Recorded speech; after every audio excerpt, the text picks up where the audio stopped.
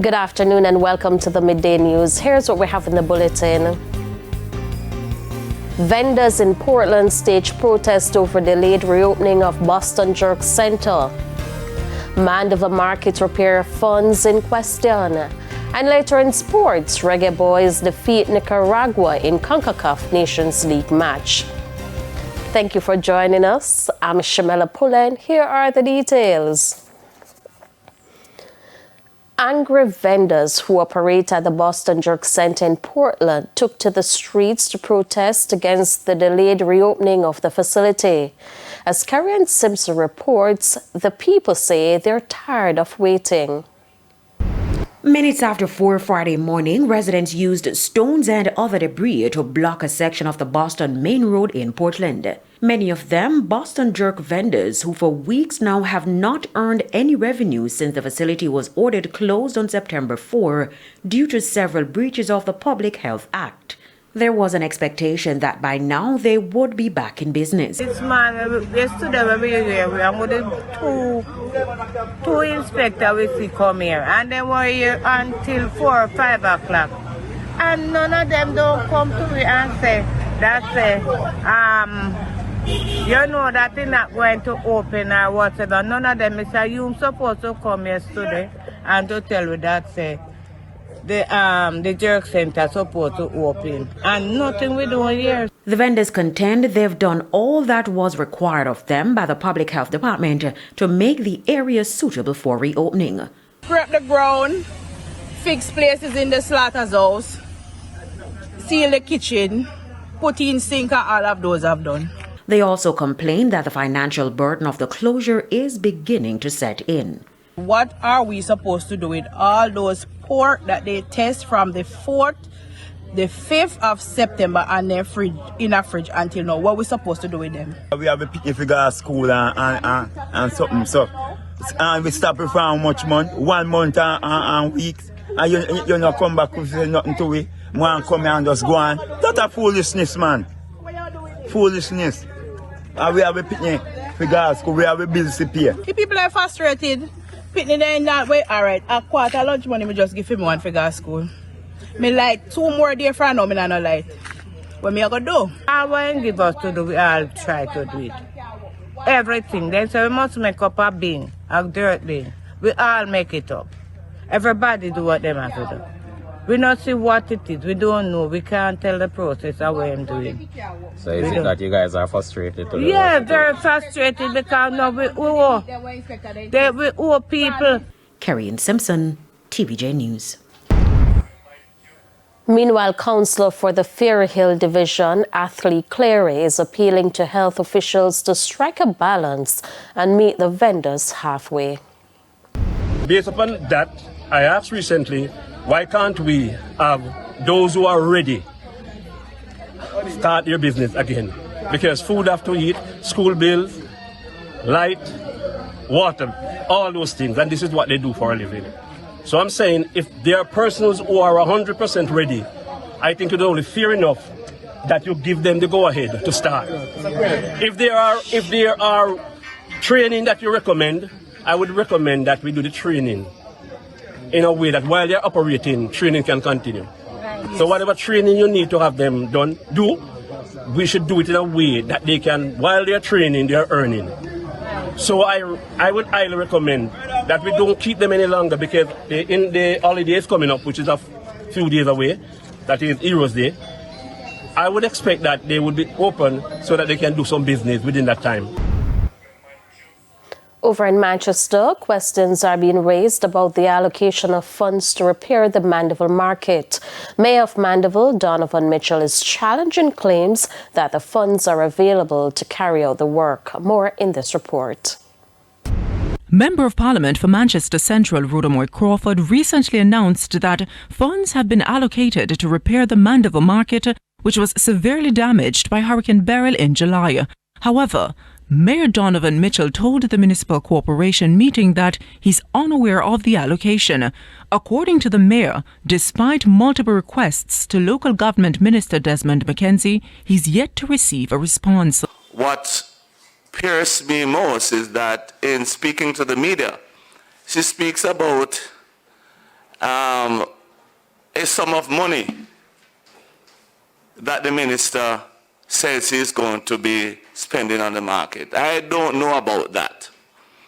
And what I'm gathering from what she has said is that though it is the Manchester Municipal Corporation's responsibility, she has to be begging the minister for money to fix our market. I just want to state for the records that is not so. The mayor is calling for a non-partisan approach to addressing the market issue and asked for it not to be politicized. I don't want the politicians, except the municipal corporation, to politicize our market operations and our operations of the council.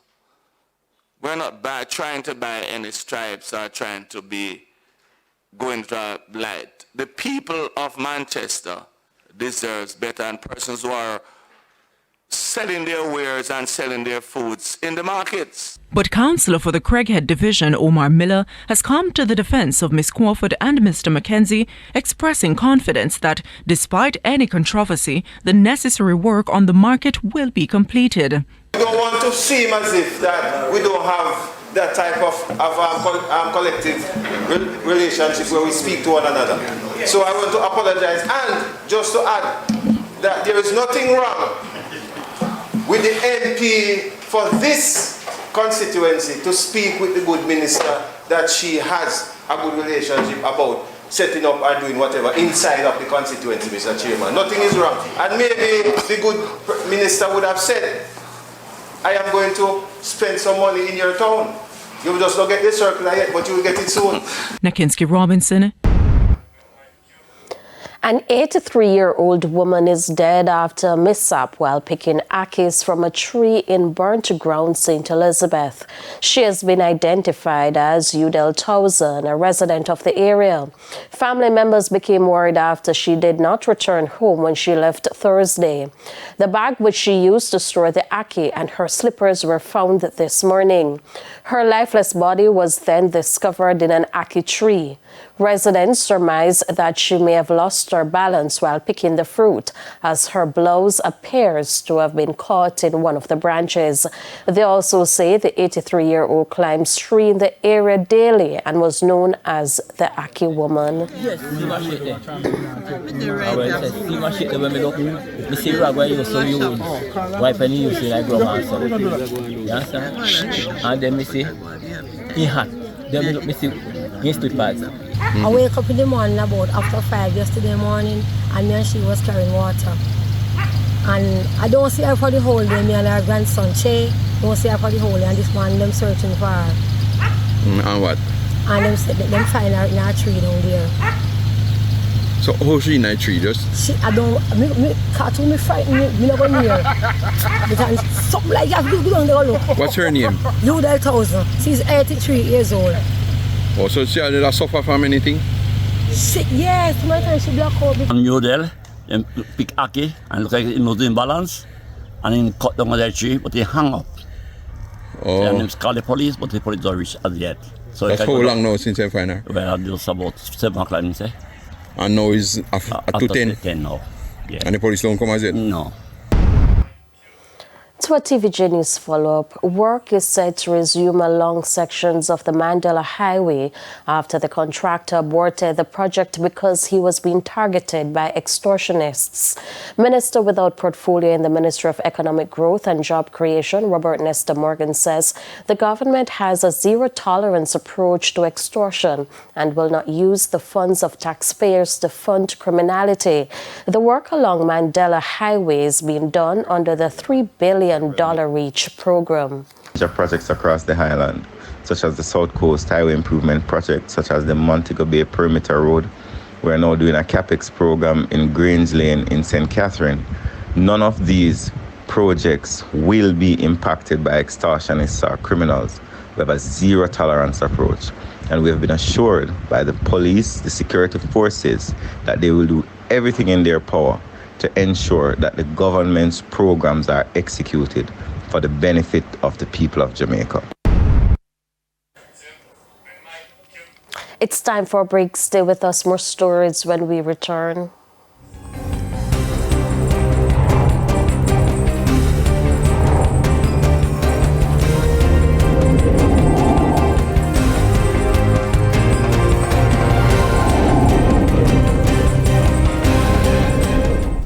Welcome back to the Midday News.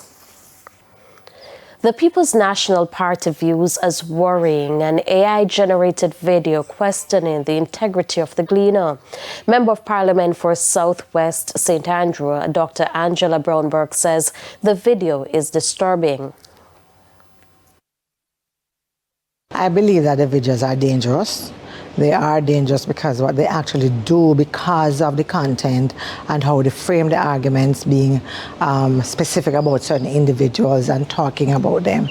It is almost as if you're fingering individuals and you're saying some things about them that could incite others to make it difficult for them to do their jobs, to go, to go around wherever the community is, the island, and so on.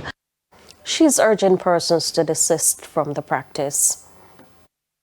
And so I believe it is dangerous. I believe that those who are doing it should stop. I believe that those who are close to those who are doing it should tell them to stop. And I believe, at the end of the day, that we have to set a standard for how we deal with things like these. The media doesn't always say things about us that we like. Opinions differ on issues and on the positions that we take. All of that, we understand that. There's no problem in challenging a story's point of view or challenging a perspective that someone has.